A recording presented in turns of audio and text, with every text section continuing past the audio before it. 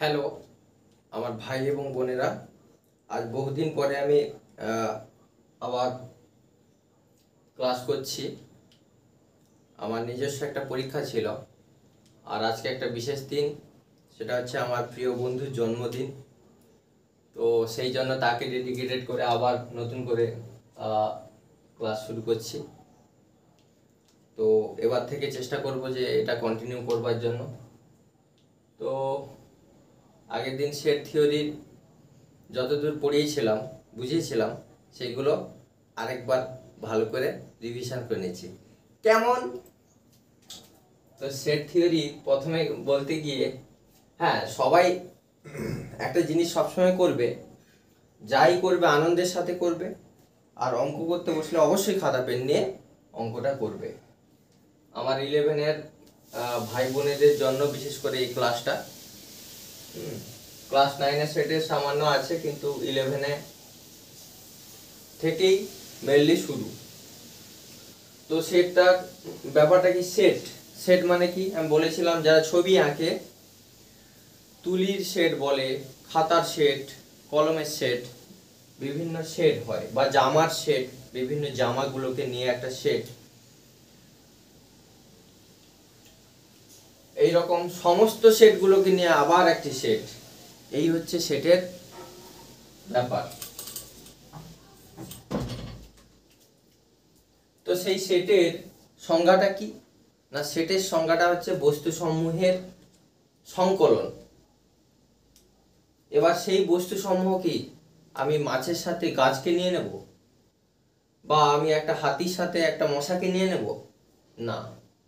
তার জন্য কিন্তু তিনটা প্রধান বৈশিষ্ট্য থাকতে হবে। 1 নম্বর হতে হবে সুসংজ্ঞাত, ওয়েল ডিফাইন। 2 নম্বর হতে হবে দুটো বস্তু একই হওয়া যাবে না, মানে আমি যদি একবার মাছ নেই তাহলে ওই মাছটা আর নেওয়া যাবে না, ওকে অন্য মাছ নিতে হবে। ইলিশ মাছ নিলে একে আবার ইলিশ নিলে চলবে না, তখন আমাকে কাতলা নিতে হবে। 2 নম্বর। আর 3 নম্বর হচ্ছে ক্রম নিরপেক্ষ। আমি প্রথম ইলিশ মাছকে রাখবো না কাতলাকে রাখবো, এরকম হবে না। তাহলে এই হচ্ছে ব্যাপার।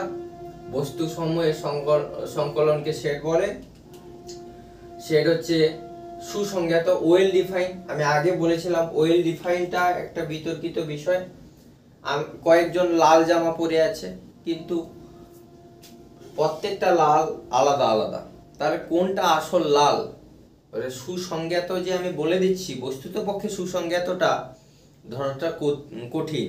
রক্তের মতো লালটাকে তুমি লাল বলো, নাকি একটু সাদাভো লালকে লাল বলো, নাকি একটু কমলাভো লালকে লাল বলো, তার উপরে কিন্তু বাবু সুসংজ্ঞাত জিনিসটা নির্ভর করে। তো যাই হোক, এইখানে সংখ্যা তত্ত্বের ওপর কাজ হবে, তো অসুবিধা হবে না। আর যেটা হচ্ছে দুটো কিন্তু পরস্পর আলাদা হবে। যেমন একটা সেট এখানে লিখেছি ABCD, এখানে এ নিলে আমি কিন্তু দুবার এরকম নিতে পারি না। হ্যাঁ, দুবার নিতে পারি না। ধরো এ এ এ এরকম কিন্তু আমি নিতে পারবো না, কখনো হবে না। একটা জিনিস দুবার হবে না কিছুতেই, পরস্পর পৃথক হবে। এই যে বিষয়টা পরস্পর পৃথক হবে, 2 নম্বর পয়েন্টটা।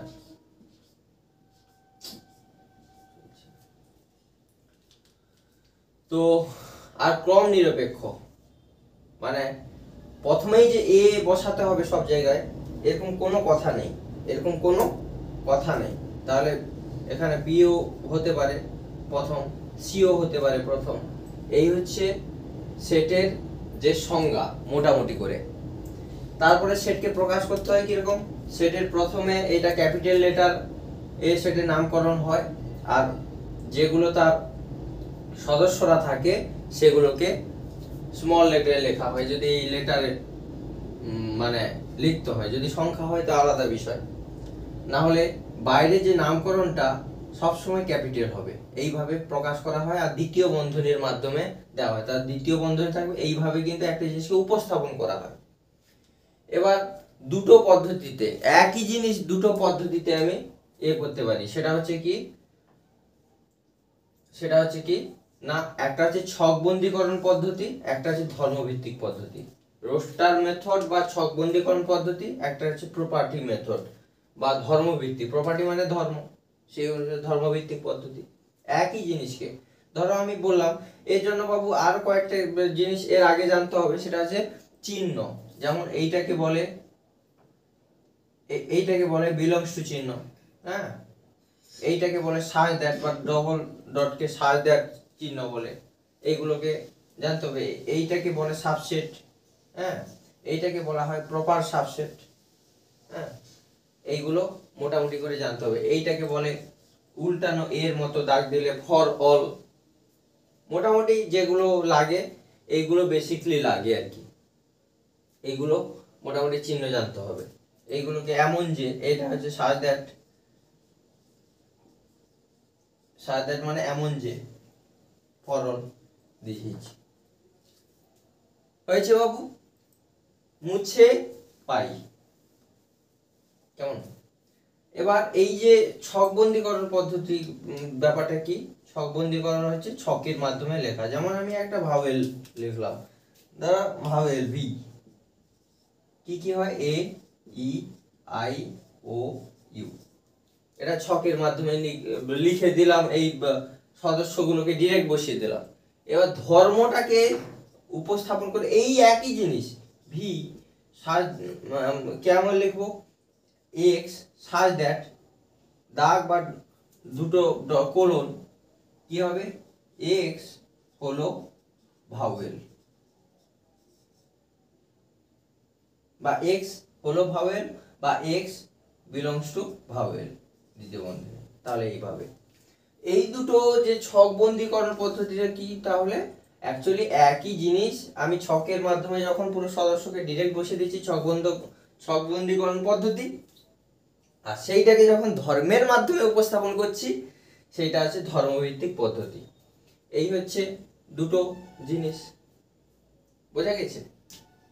এবার যেটা বলছিলাম যে ধর্মভিত্তিক পদ্ধতি যখন অনেক সদস্য থাকবে, মানে এটা তো মাত্র 5টা সদস্য, এমন আছে না, আমি ধরলাম যে 1000 পর্যন্ত স্বাভাবিক সংখ্যার সেট, মানে এই রকম 1 2 3 এইরকম করে করে 1000 পর্যন্ত। দেখো এটা তো লিখতে পারলাম না, ডট ডট দিয়ে দিলাম, তাহলে আমি সদস্য কিন্তু লিখে ব্ল্যাকবোর্ড একদম মানে বোর্ড ভর্তি করে ফেলতে হবে।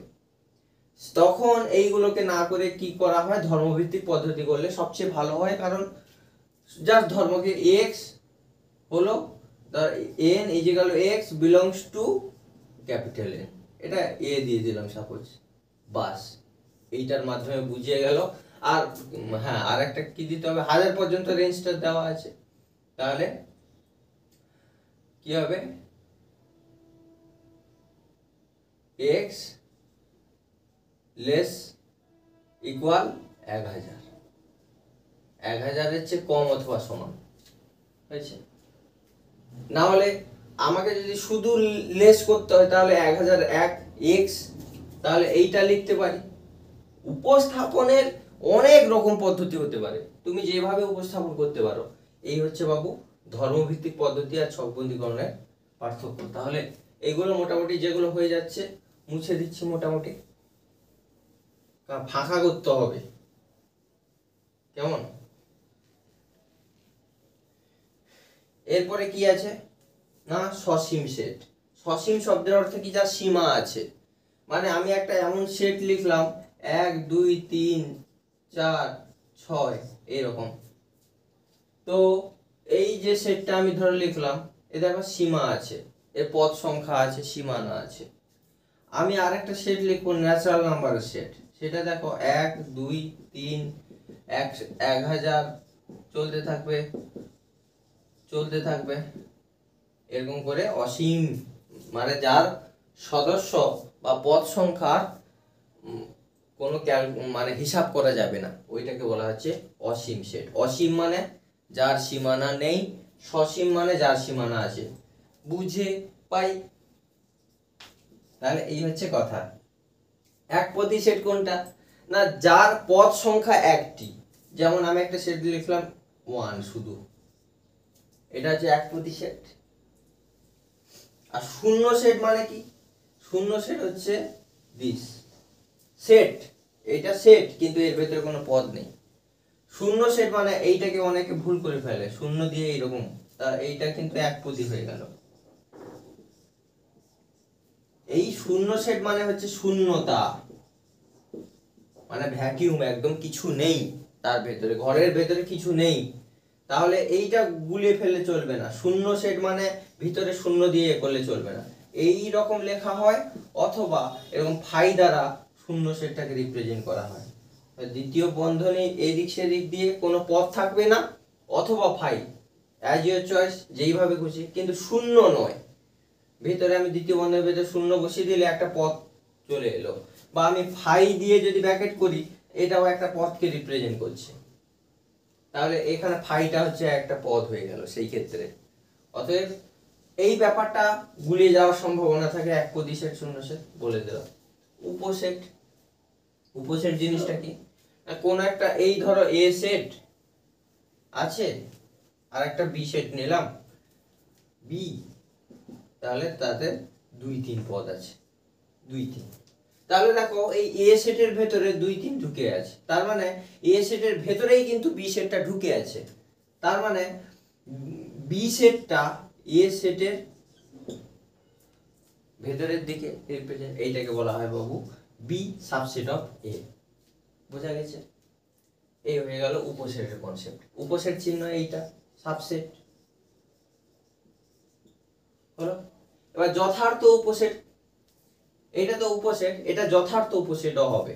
কেন না, এইটা উপসেট, এখন আমি এর পদ সংখ্যা জেনে গেছি বলে যথার্থ উপসেট বলছি।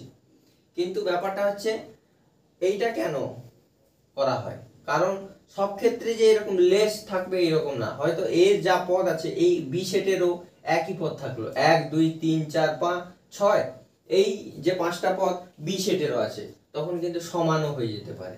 সেই ক্ষেত্রে এই জন্য এইরকম আর এই চিহ্নটা। কিন্তু যখন যথার্থ উপসেট হবে তখন আর সমান চিহ্ন বসবে না, যথার্থ ভাবে এইটা কিন্তু যথার্থ। এই 2 3 বি পুরোপুরি এর ভেতরে ঢুকে যাচ্ছে, তাহলে এর কিন্তু সমান হওয়ার কোনো রকম লক্ষণ থাকছে না। সেই ক্ষেত্রে বি প্রপার সাবসেট অফ এ, মানে যথার্থ উপসেট, এই যে ব্যাপারটা করাচ্ছে। আবার যখন এইটাকে উল্টে লেখা হবে এ এই রকম, তখন এইটাকে বলা হবে এ সুপারসেট অফ বি। ব্যাপারটা একই দুটো, এই রকম লিখলে বলা হবে বি প্রপার সাবসেট অফ এ, এই রকম লিখলে বলা হবে এ সুপারসেট অফ বি। বোঝা গেছে ব্যাপারটা? এবার হচ্ছে সার্বিক সেটটা কি না, সার্বিক সেটটা হচ্ছে আমি যে বললাম আমাদের স্কুলের জিনিসপত্রের সেট, একটা সেট, বই খাতা পেন ইত্যাদি, হ্যাঁ, বই খাতা পেন ডট ডট ডট। পশু পাখির সেট, হ্যাঁ, পশু পাখি, গরু, ছাগল ইত্যাদি। আবার বাদ্যযন্ত্র সেট, বাঁশি, গিটার ইত্যাদি। ভাবো এই প্রত্যেকটা সেট কিন্তু পৃথিবীতে আছে, তাহলে এমন একটা সেট যেই সেটের ভেতরে সমস্ত সেট আছে, সেটা কি সেট? পৃথিবী। মানে এটা আমি উদাহরণস্বরূপ বলছি, তার মানে এই হচ্ছে সার্বিক সেট। সার্বিক সেট যেই সেটটার ভেতরে পৃথিবীর সমস্ত সেট আছে, ওইটাকে বলা হয় সার্বিক সেট। তাকে এস দ্বারা চিহ্নিত করা হয়। হয়েছে? এই হচ্ছে সার্বিক সেট, যেই সেটের ভেতরে সব সেট আছে। আর হচ্ছে বাবু সূচক সেট। সূচক সেটটা কি না, একটা সেটের সমস্ত উপসেট নিয়ে যেই সেটটা হয়, যেমন আমি একটা সেট নিলাম 1 2 3, এই হচ্ছে তার পদ, এর সমস্ত উপসেট, এর একটা উপসেট তো ফাই হবে, কেন? শূন্য ঘর তো হতেই পারে, যার পদ নেই কিন্তু ঘরটা আছে, মানে সে একটা সিঙ্গেল টোন হতে পারে, 2 3 হ্যাঁ, তারপরে দুটো দুটো করে 1 2 2 3 1 3, তারপরে 1 2 3। এই যে সমস্ত উপসেটগুলো নিয়ে আমি একটা সেট বানিয়ে ফেললাম। তাহলে এই যে উপসেটগুলো নিয়ে আমি একটা সূচক সেট বানিয়ে ফেললাম, যেটা সূচক মানে পাওয়ার, সেই জন্য এটাকে লেখা P of A, P A হয়েছে। তাহলে পাওয়ার সেটের একটা কথা মজার বিষয়, এইগুলো একটা একটা পথ, একটা কিন্তু এলিমেন্ট, আর পাওয়ার সেটের প্রত্যেক পথ কিন্তু এক একটা সেট। এগুলো কিন্তু একটা সেট, এগুলো সেট, সেটগুলোকে নিয়ে সেট হচ্ছে পাওয়ার সেট সমস্ত। আর পাওয়ার সেটের সংখ্যা ব্যাপারটা কি না, এর ধরো এটা 4 আছে 3 এর বদলে, তাহলে এর পদ সংখ্যা কত?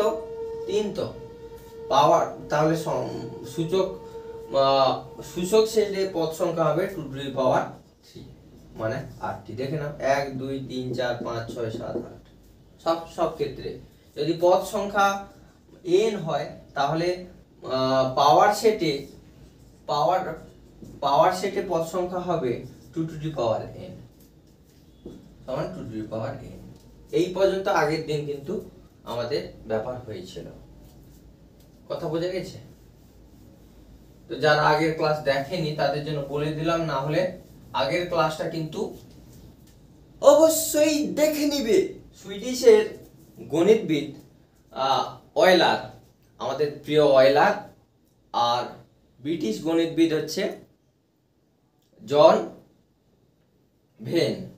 এই দুজন মিলে একটা এই সেটকে উপস্থাপনের একটা ম্যাজিক পদ্ধতি বের করলো, সেটা ছবির মাধ্যমে। একটা এরকম ছবি এঁকে দিলাম বা একটা গোল করে দিলাম, তাতে আমি পদ সংখ্যা লিখব, সেই একই যেগুলোকে ছকবন্দীকরণ ধর্মভিত্তিক পদ্ধতিতে উপস্থাপন করেছি, সেগুলোর বদলে আমরা এইরকম ছবির মাধ্যমে করব। এইটাকে বলা হয় ভেন চিত্র, যেটা অয়লার ভেন অয়লার বা ভেন ডায়াগ্রাম বলে পরিচিত। কেমন? ওই দুজন মিলে এইটাকে কিন্তু করেছে, সেই থেকে এই হচ্ছে ভেন চিত্র। এইভাবে চিত্রায়িত করা যাবে। এবার দুটো সেটের যোগ জিনিসটা কি না, যখন এরকম এ সেট, এটা হয়েছে, আবার একটা সেট আছে বি সেট, 1 2 3 এ বি এরকম। তাহলে বোঝো এ সেটের ক্ষেত্রে এইটা পর্যন্ত, তাহলে এই সেটের পদ হচ্ছে 1 2 3। এই যে আমি পরপর লিখছি, মানে সব ক্ষেত্রে পরপর লিখতে হবে এরকম কোনো কথা নেই, কারণ সেটের প্রথম সংজ্ঞা আছে যে তুমি ক্রম নিরপেক্ষ, একটা এ রিপিট হবে না, হয়েছে, আর সুসংজ্ঞাত হবে। এই তিনটাতে হচ্ছে কথা, সুসংজ্ঞাত হবে, কোনো একটা পদ দুবার আসবে না, আর কি হবে মানে তুমি যেখানে খুশি যেমন খুশি লিখতে পারো। প্রথমেই যে 1 লিখতে হবে বা প্রথমেই 2 লিখতে হবে এরকম কোনো কথা নেই। আর বি তে কি কি আছে? 3 এ বি এইরকম। তাহলে এই যে যোগ মানে টোটালটা যোগ, এইটাকে বলা হয় বাবু, এই যোগটাকে এর ভাষায় ইউ আকারে, ইউনিয়ন থেকে ইউ। আর ছেদটা হচ্ছে ইন্টারসেকশন, সেটাকে এইরকম লেখা হয় উল্টা ইউ, এটা হচ্ছে তার চিহ্ন। হয়ে গেল এই দুটো। তাহলে যখন এ আর বি কে যোগ আকারে লিখো, এ ইউনিয়ন বি। এখানে একটা জিনিস শিখিয়ে দিই, সেটা হচ্ছে কি, এই যে এ ইউনিয়ন বি, এইটা পদকে কিভাবে আমি উপস্থাপন করব। একটা জিনিস এইখানে খুব ভালোভাবে বুঝবে, আমি স্টার লাগিয়ে দিচ্ছি, খুব ভালোভাবে বুঝবে। এটা এ ইউনিয়ন বি এর ভেতরে থাকবে। এবার এর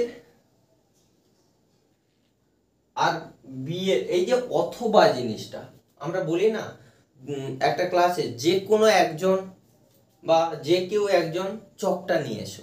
এই যে কেউটা কে? রামও হতে পারে, শ্যামও হতে পারে, অন্য কেউ হতে পারে, সবাই হচ্ছে যে কেউ।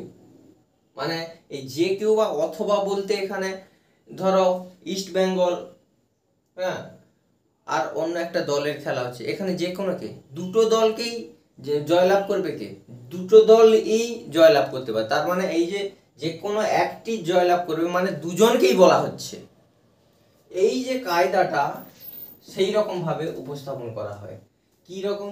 এই রকম ভাবে লেখা হয়, এ একটা সেট বা এক্স ধরলাম, এখানে এ বি যেহেতু নাম আছে, ক্যাপিটাল লিখতে হবে। কি লিখলাম না, x such that x belongs to A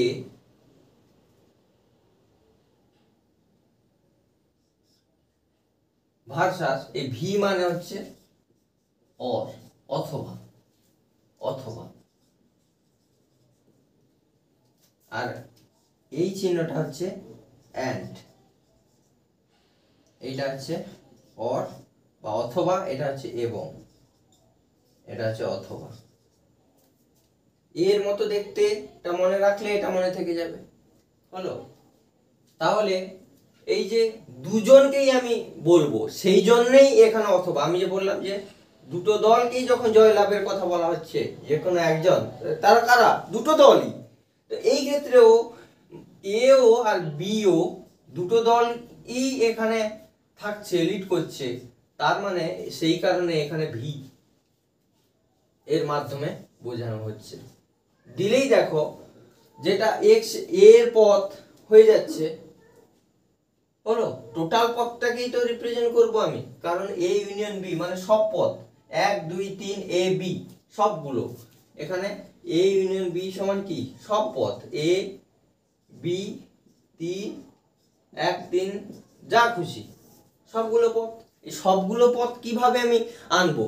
মানে যেটা এর পথ নিয়ে নিলাম, হয়েছে, আবার যেটা বি এর পদ আছে, এর পদে 3 নিয়ে নিয়েছি, তাহলে আবার কিন্তু আমি বি এর পদে 3 নিতে পারবো না, এই জন্য ভার্সাস। এই জিনিসটা একটু বুঝবে। আমি আবারও বলে দিচ্ছি, যখন দুটো দলকেই বলছি এ অথবা জয়লাভ করবে, তাহলে দুজনে জয়লাভ করার সম্ভাবনা আছে। তো দুটো দল এ এখানে মানে জয়লাভ করার সম্ভাবনা আছে, মানে সেই ক্ষেত্রে ভার্সাসটা বসছে। মানে দুজনকে যখন একত্রে বলছি তখন ভার্সাস বোঝানো হচ্ছে না। ভার্সাস মানে আমরা যে কোনো একজন বুঝি, কিন্তু ভার্সাস মানে সেখানে দুজন লুকিয়ে আছে। আরে বাবা, আমার সাথে অন্য কারোর লড়াই হবে, তা অন্য কেউ না থাকলে লড়াইটা আমি কার সাথে করব? তাহলে এইখানে বোঝাই যাচ্ছে ভার্সাস আছে মানে দুই। কি? তো সেই জন্য এখানে কায়দা করে এক্স এর পদ যেটা হচ্ছে সেটা এর পদ যেটা হচ্ছে সেটা বি এর পদ হবে না, আর যেটা বি এর পদ হচ্ছে সেটা এর পদ হবে না। আলটিমেটলি এ আর বি এর সমস্ত পদই এখানে বোঝা যাচ্ছে। কারণ কি, এক্সটা বি এর পদও নেবে, আবার এক্সটা এ এর পদও নেবে, মানে দুজনের পদ নিচ্ছে, দুজনের ভিতরে দ্বন্দ্ব, তার মানে সমস্ত পদই তো নেওয়া হচ্ছে। এর পদ নেওয়া হচ্ছে সেখানে যদি 1 2 3 এ হয়, বি এর পদ এ বি, এর ভার্সাস থাকলে তো কি হয়েছে, কি তো সবগুলোই পদ কিনে নেওয়া হচ্ছে। তার মানে এবার এইটা যদি কেউ নাও বুঝতে পারে, একটা জিনিস মাথায় রাখবে, ইউ যেখানে থাকবে সেখানে ভি হবে। শুধু ডি ডি মর্গানের সূত্র যেখানে আছে সেটা আলাদা, সেটা পরে বোঝাবো। যখন ইউ থাকবে তখন ভি, যখন হলো যখন ইউ থাকবে তখন হবে ভি, এইরকম থাকলে এইটা হবে। মাথায় রাখবে, মাইন্ডেড, এটা সব সময়। আর দুটো যখন ছেদ হবে, দুটো পদের ছেদ জিনিসটা কি? এই যে একই ভাবে এই কমন পার্ট হচ্ছে ছেদ, তার এটা যদি এ পদ হয়, এটা যদি বি হয়, এই যে যেটা কমন পার্ট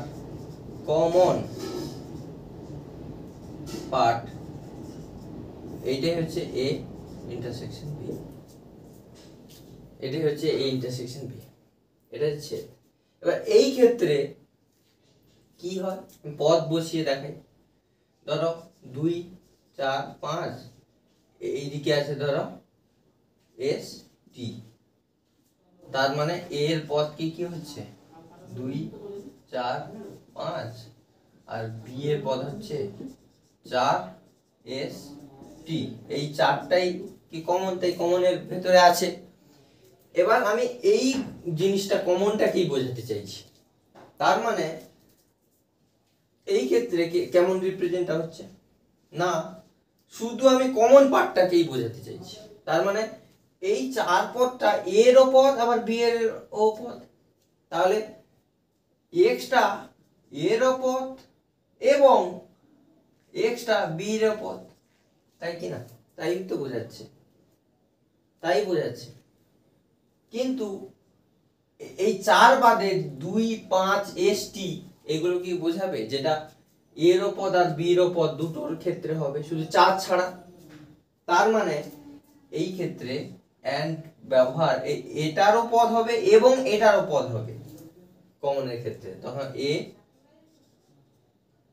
ইন্টারসেকশন বি সমান এইটা দাঁড়ায় তৃতীয় বন্ধনী, মানে x such that x belongs to a and। তাহলে এই হচ্ছে কথা, এই যে and এর মাধ্যমে তাহলে কি হলো দেখো, শুধু কমন পার্টটাকেই বুঝিয়ে দেওয়া হলো, হয়েছে। একটু অসুবিধা হলেও এইটা ভালো করে বুঝে দেখো।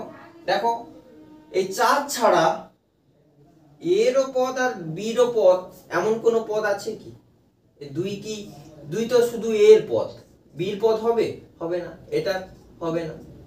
5 এর পদ, সেই জন্য দুটোর পদ সংযোজনে এ যখন এন্ড যখন ব্যবহার হচ্ছে এর এবং এর, তখন কমন পার্টকে বোঝানো হচ্ছে। এটা যদি কেউ নাও বুঝতে পারে, শুধু এটাই মনে রাখলে হবে, এই যে ইন্টারসেকশন থাকলে এ হবে, এইটা ইউনিয়ন থাকলে ভি হবে, ইন্টারসেকশন থাকলে এ হবে, বাস শেষ কনসেপ্ট। মুছে পাই। এবার শেষে যেটা হচ্ছে সেটা হচ্ছে পূরক সেট। পূরক সেট বিষয়টা কি সেটা বোঝাই। এই যে আমি প্রথম বললাম না সার্বিক সেট, দিস এস দ্বারা চিহ্নিত করা হয়। এবার সাপোজ তোমাকে হঠাৎ একজন দাঁড় করিয়ে বললো আমার এই জিনিসটা চুরি হয়েছে, তুমি কি নিয়েছো? তুমি কি আমার জিনিসটা চুরি করে নিয়েছো? তুমি থতমত খেয়ে গেছো, তুমি তো চুরি করোনি। তাহলে তুমি কি বলবে সে চুরি করেছে, সে চুরি করেছে? তুমি কি বলবে? তুমি বলো আমি চুরি করিনি। তার মানে এই যে আমি চুরি করিনি এর মাধ্যমে তুমি ছাড়া বিশ্বজগতে এমন কেউ আছে যে চুরি করেছে, কিন্তু আমি করিনি। এই যে আমি নই এইটা বোঝাতে আসে পূরক, কমপ্লিমেন্ট আসে। কি ধরো এই সেটটা এ নয়, এ বাদ দিয়ে বাকি বিশ্ব বোঝাতে এ কমপ্লিমেন্ট, এইটা যদি এ হয় এ কমপ্লিমেন্ট হচ্ছে এই পুরোটা, এ বাদ দিয়ে বাকি বিশ্বজগৎ। তাকে চিহ্নিত কি হয়, এইভাবে চিহ্নিত করা হয়, এইভাবে কেউ লেখে, এইভাবে লেখে। এগুলো হচ্ছে পূরক সেট। পূরক মিন আমি না, যেই সেটটা কমপ্লিমেন্ট হবে সেই সেটটা বাদে বাকি সব সেট সার্বিক সেটে। তার মানে এ কমপ্লিমেন্ট মানে সার্বিক সেটে এটা শুধু থাকছে না, এই জন্য এ সার্বিক সেট থেকে এ বিয়োগ হয়ে যাচ্ছে। কথা বোঝা গেছে? যায় কথা বোঝা গেছে? এই হচ্ছে পূরক সেটের কনসেপ্ট। পূরক সেট মানে কি আমি না, ব্যাস। এবার কিন্তু খুব গুরুত্বপূর্ণ জিনিস দেখানোর বিষয়, এক হচ্ছে সব সেটের উপসেট। কথাটা বিচার করো, শূন্য সেটটা কি ভাই বা এই জিনিসটা। তাহলে একটা কথা আছে না যে নিউট্রাল ব্যক্তি, মানে সাথেও নেই পাশেও নেই, কিছু বলেও না, কোনো রিয়াকশনও নেই, কারোর প্রতিবাদও করে না, সব দেখে শোনে চুপচাপ থাকে, কিছু বোঝে না, তাহলে তা সে সব জায়গায় মানে ভালো লোকের সাথেও মিশছে, খারাপ লোকের সাথেও মিশছে, তার কোনো বিক্রিয়া নেই। তো সেইভাবে যে যার কিছু নেই, শূন্য, সে তো সমস্ত জায়গায় তাকে রাখা যেতে পারে, তাই কি? এই জন্য সমস্ত সেটের উপসেট কিন্তু ফাই। যদি সার্বিক সেট বলো যাই বলো, তার সমস্ত সেটের কিন্তু উপসেট এই ফাইটা। এটা কিন্তু ব্যাপার। 2 নম্বর, সব সেটের প্রত্যেক সেট তার নিজের উপসেট।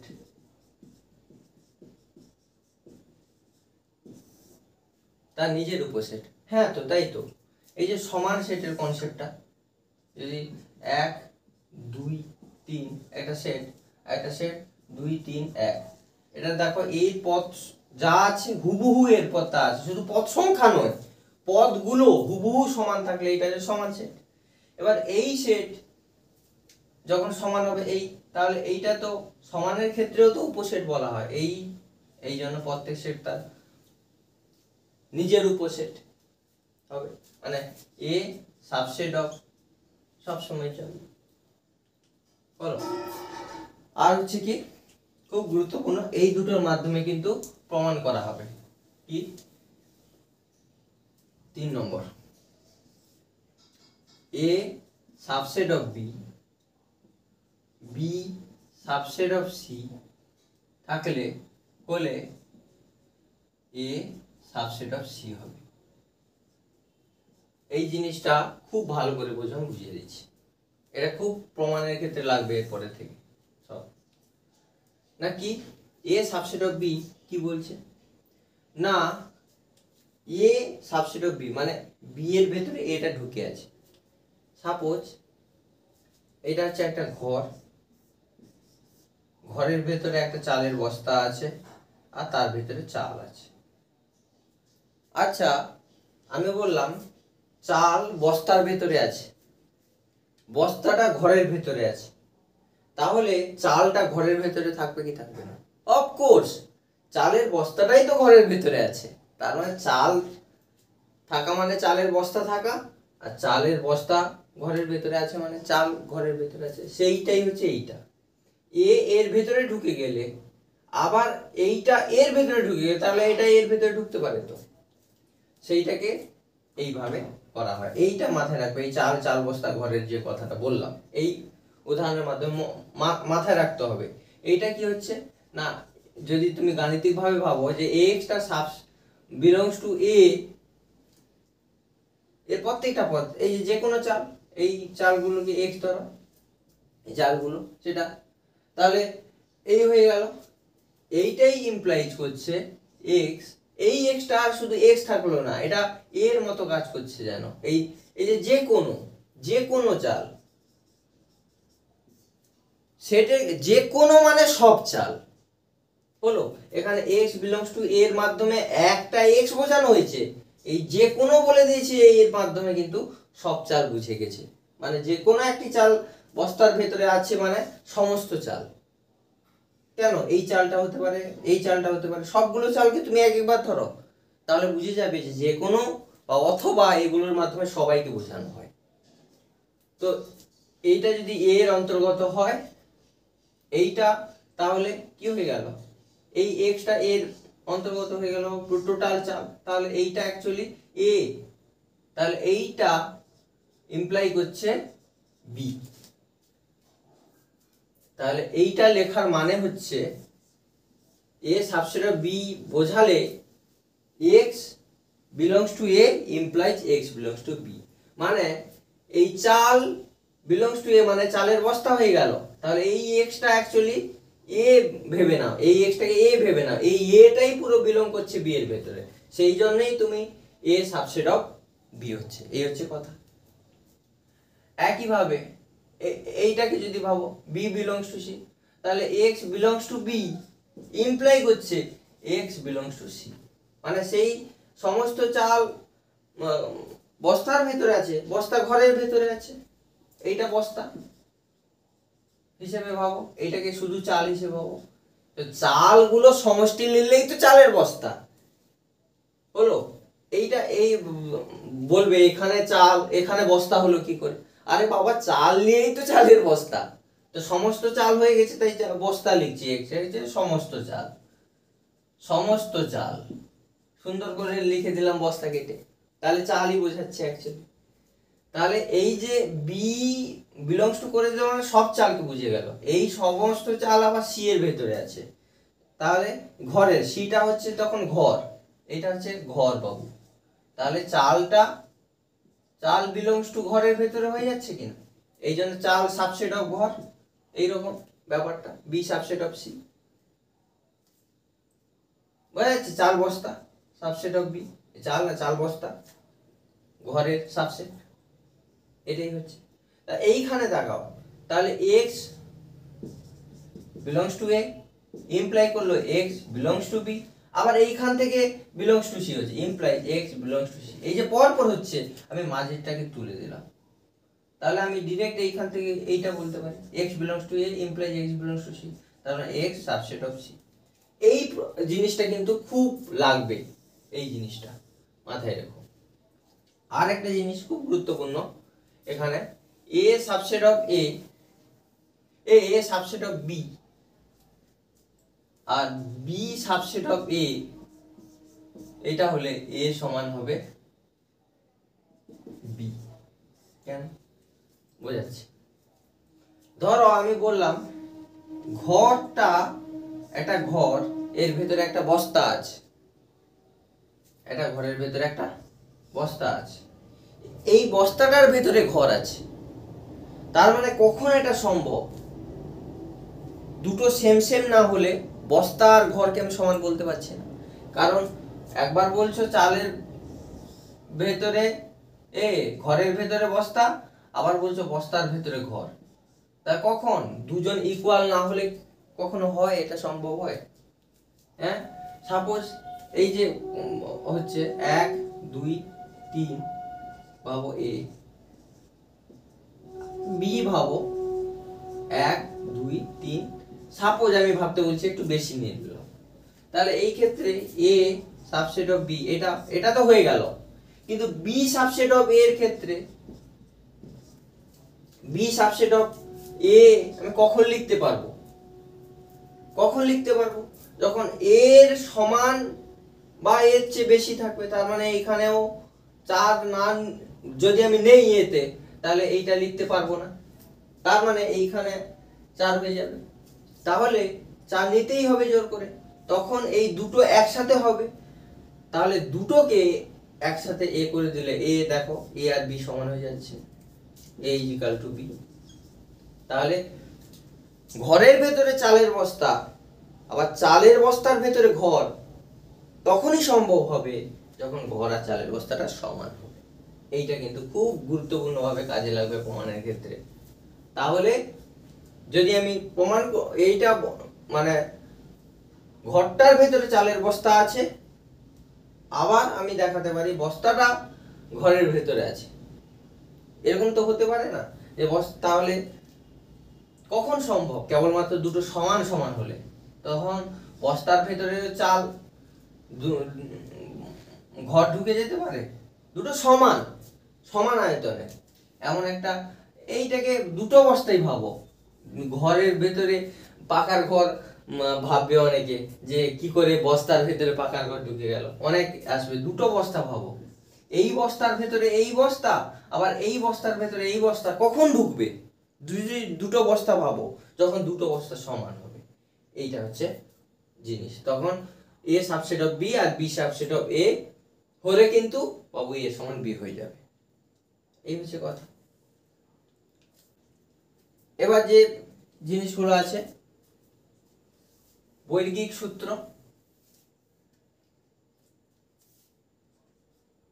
বৈর্গিক সূত্র সেটা কি না, এ ইউনিয়ন এ করলে কি কি আসে দেখি। এটাই হলো, আবার এর উপরে আবার একটা এ চাপিয়ে দাও, দুটো এ আছে সাপোজ এই এ এই এ, তার দুটো সমান তো হয়েছে, তার দুটো যোগ করলে কি আসবে বাবু? 2a নাকি? দুটো যোগ করলে সেই এই আসবে এখানে, বুঝেছে? দুটো নেই এ আসবে, কেন 2a আসলো না? কেন কেউ কেউ ভাবতে পারে 2a, কারণ প্রথমেই বলা আছে সেটের ক্ষেত্রে না কোনো এলিমেন্ট দুবার আসবে না। ধরো কেউ ভাববে a সমান 1 2 3, আবার a আছে 1 2 3, তাহলে a ইউনিয়ন a কি হবে 1 2 3 1 2 3, এইটা হওয়া উচিত ছিল তো 2a যদি, কিন্তু ভাবো পদগুলো দুবার দুবার চলে এসেছে, কিন্তু সেটার প্রথমেই বলা আছে যে কোনো পদ রিপিট হবে না, তাই এখানে 1 2 3 তিনটাই তো রিপিট হয়ে গেছে, তার মানে ভুল। সেরকম a ইন্টারসেকশন b করলেও এখানে কমন কি, দুটোই তো সমান, তাহলে কমন ও তো এ হবে। এই হচ্ছে বৈজ্ঞিক সূত্র। এবার হচ্ছে 2 নম্বর হচ্ছে বিনিময় সূত্র। বিনিময় সূত্রটা কি না, a union b is equal to b union a, এই যে a b স্থান পরিবর্তন করে নিল, এই জন্য বিনিময়। একইভাবে a ইন্টারসেকশন b সমান কিন্তু বাবু হবে b ইন্টারসেকশন c, এইটা হচ্ছে বিনিময়। কেন বিনিময় সূত্র নামে খ্যাত না, এরা পরস্পর স্থান বিনিময় করে নিতে পারছে, স্থান বিনিময় করে নিতে পারছে। তারপরে বাবু সংযোগ বিনিময় নিয়ম, সূত্র বলছি নিয়ম। সংযোগ নিয়ম, a union b intersect union যদি ভাবি সি, এইটা এ ইউনিয়ন বি, এইটা ব্র্যাকেট ইউনিয়ন সি, এরকম করতে পারি, হয়েছে? এরকম করতে পারি কি না বাবু? তাহলে এই যে সংযোগ, তাহলে এর সাথে একবার সংযোগ করব, আবার এর সাথে এইটা সংযোগ করলে সমান হবে, এইটা হচ্ছে বাবু সংযোগ নিয়ম। একইভাবে ইন্টারসেকশনের ক্ষেত্রে a intersection b intersection c, এটা করলেও যা হবে, প্রথম দুটোর ইন্টারসেকশন করে 3 নম্বরটা ইন্টারসেকশন করলেও একই হবে। এইটা হচ্ছে সংযোগ। কেন সংযোগিত, এর সাথে একবার সংযোগ ব্র্যাকেট লাগিয়ে করলাম, আবার প্রথম দুটোকে ব্র্যাকেট লাগিয়ে করলাম, এইটা হচ্ছে বাবু সংযোগ নিয়ম বা সংযোগ সূত্র। এরপরে হচ্ছে বাবু এইগুলো বাবু সেটের এ দিয়ে প্রমাণ করা হবে।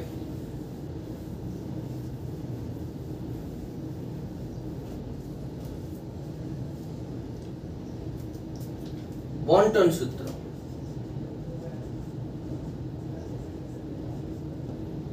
বন্টন কি বলছে, a union b intersection c এইরকম যখন থাকবে তখন এর মতন, সেই গুণ করার মতো, এর সাথে একবার এর গুণ, আবার এর সাথে একবার এর গুণ, তারপর এ ইউনিয়ন বি একবার গুণ, মাঝখানে যেটা ছিল সেটা থাকবে, আবার এর সাথে একবার সির গুণ, এ ইউনিয়ন সি হলো। এই হচ্ছে বন্টন। একইভাবে যদি এইরকম করা হতো a intersection b union c, তাহলে এর সাথে একবার এ ইউনিয়ন বি, এটা একবার হতো, মাঝখানে এ ইন্টারসেকশন বি, আবার ইউনিয়ন এ ইন্টারসেকশন সি, মাঝখানে যেটা আছে সেটা মাঝখানেই থাকবে, মাঝখানে যেটা আছে মাঝখানেই থাকবে। এইটা হচ্ছে বন্টন সূত্র, মানে এর সাথে একবার এর, আবার এর সাথে একবার এর, বোঝা গেছে? তাহলে এইটা হচ্ছে বাবু বন্টন সূত্র।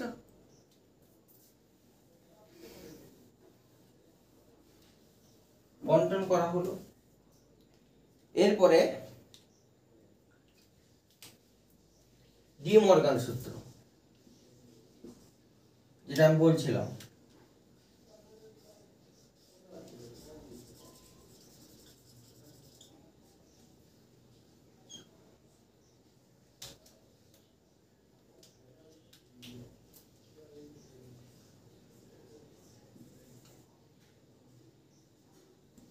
চলছে না পেনগুলো।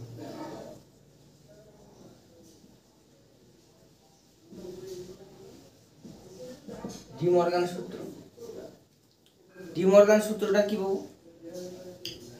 না, যদি এ ইউনিয়ন বি এর হোল কমপ্লিমেন্ট করা হয় তাহলে এ কমপ্লিমেন্ট হবে, এখানে ইউ ছিল এখানে ইন্টারসেকশন হয়ে যাবে, বি কমপ্লিমেন্ট। একইভাবে ইন্টারসেকশন এ ইন্টারসেকশন বি এর হোল কমপ্লিমেন্ট যদি করা হয় তাহলে নিলে কি আসবে?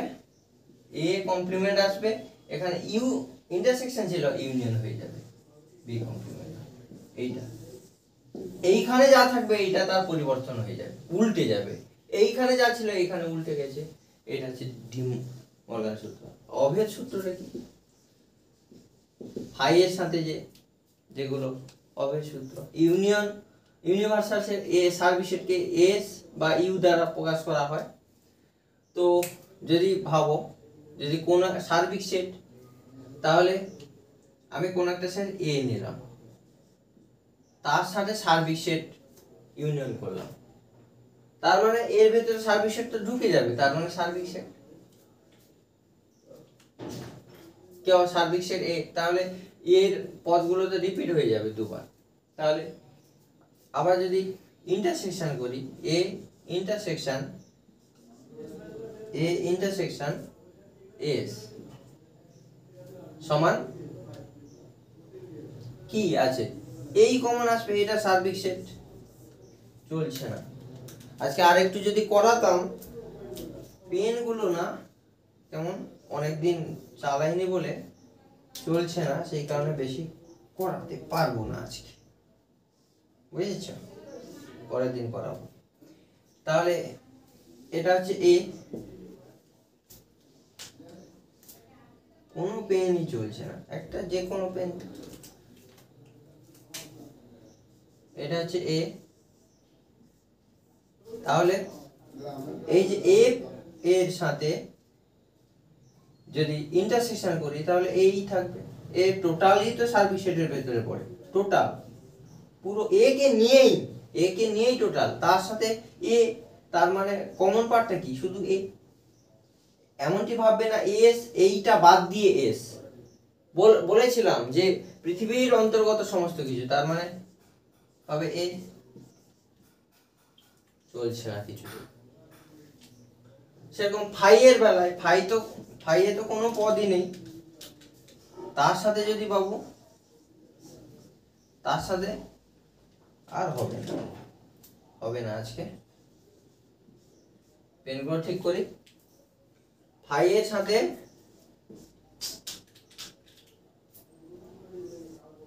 বলে দিচ্ছি,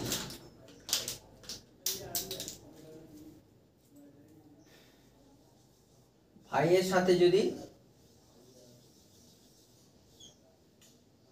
ইউনিয়ন করি, সার্বিক সেট ইউনিয়ন করি, তখন কি আসবে? সার্বিক সেট আসবে ফাই এর সাথে। কেন? এটা তো কিছু নয়, তার সাথে ইউনিয়ন করছি। সেরকম ইন্টারসেকশন যদি করি, কমন কি? ফাই নিজে, অতএব ফাই হবে। এটা যে কমন পাই এর মতো। একইভাবে এইগুলো হয়ে গেল অভেদ সূত্র। এই সূত্রগুলোকে, এই সূত্র আর একটা ব্যাপার আছে, ডুয়েলিটি, দ্বৈত সূত্র, দ্বৈত নীতি। দ্বৈত নীতি ব্যাপারটা কি বলে দিচ্ছি। না, যদি কোন একটা a union b intersection c, a union b intersection a union c, এটা কি একটা অভেদ? তো এরকম যদি একটা অভেদ হয় তাহলে ইউনিয়ন ইন্টারসেকশন স্থান বিনিময় করতে পারে, বুঝছো? এইটা হচ্ছে দ্বৈত নীতি, দ্বৈত নীতি, ডুয়ালিটি। কি এইরকম এইগুলোকে অভেদ বলে, বুঝছে? তো এইগুলোর ক্ষেত্রে ইউ এর জায়গায় ইন্টারসেকশন আর ইন্টারসেকশনের জায়গায় ইউনিয়ন বসাতেই পারি। তার মানে এইটা সমান কি হবে? এ ইউ ছিল ইন্টারসেকশন বি, ইন্টারসেকশন ছিল ইউ সি ইজিক্যাল টু, যেখানে ইউ ছিল ইন্টারসেকশন করে দেব, আর যেখানে ইন্টারসেকশন ছিল ইউ করে দেব। এইটা হচ্ছে দ্বৈত নীতি, বোঝা গেছে। আর দুটো সেটের সংযোগের পদ সংখ্যার সূত্রটা বলে দিই, সেটা হচ্ছে যদি এ একটা দুটো সেট এইগুলো আজকেই প্রমাণ করে দিতাম, এই পেনটা চলছে না বলে করতে পারলাম না, পরের দিন করব। এই হচ্ছে পি, এইটা আর এইটা হচ্ছে এ ইন্টারসেকশন। তাহলে এর কতগুলো পদ হবে এখানে ভাবো, এই যে দুটোকে যখন আমি যোগ করব, number of a union b করব দুটো পদে, তাহলে এই ক্ষেত্রে এ যদি নিয়ে নেই, এই কি হবে, একবার এ নিয়ে নিলে নাম্বার অফ এ প্লাস, তাহলে এই কমন পার্টটা নিয়ে নিলাম এর সাথে, আবার নাম্বার অফ বি, তাহলে এই কমন পার্টটা এর সাথে নেওয়ার সময় একবার নিয়ে নিয়েছি, আবার বি এর সাথে নেওয়ার সময় একবার নিয়ে নিয়েছি, তার মানে এটা দুবার হয়ে গেছে, তাহলে একবার বিয়োগ দিয়ে দিতে হবে, না হলে এটা ডবল হয়ে যাবে এই কমন পার্টটা। তাহলে নাম্বার অফ, এই জন্য minus number of a intersection c, এই এ ইন্টারসেকশন সি কে বা এ ইন্টারসেকশন এ সি বলছি বি কে এ বিও লেখা যায়, বোঝা গেছে। এইগুলো সব প্রমাণ করে দেখাতাম। মোটামুটি এই হচ্ছে থিওরি, যার মাধ্যমে ডি মর্গানসটা প্রমাণ আসতো আমাদের, আর বন্টন সূত্র, সংযোগ সূত্র এইগুলো মোটামুটি করে রাখতে হবে, সেট তত্ত্বের সাহায্যে প্রমাণ, সেগুলো আজকে করে দিতাম। যাই হোক, হচ্ছে কথা, আর পরের দিন করব, যার জন্য ডেডিকেটেড করে আজকের ক্লাস আমার প্রিয় বন্ধু, তাকে হ্যাপি বার্থডে জানাই, তার বাকি জীবন সুখময় হোক, এই যে কঠোর বন্ধুর পথ যেন সরল হয়, তার মন যেন ভালো থাকে এবং দেশের দশের জন্য সামান্য হলেও উপকারে আসতে পারে, সে উপকারী বন্ধু করে, নিজের মতো চেষ্টা করে। হ্যাঁ, আর বাকি তোমরা সবাই ভালো থাকো, সুস্থ থাকো, এবং অঙ্ক বুঝতে গেলে যে জিনিসটা দরকার, একাগ্রতা দরকার, সামান্য একাগ্রতা হলেই হবে।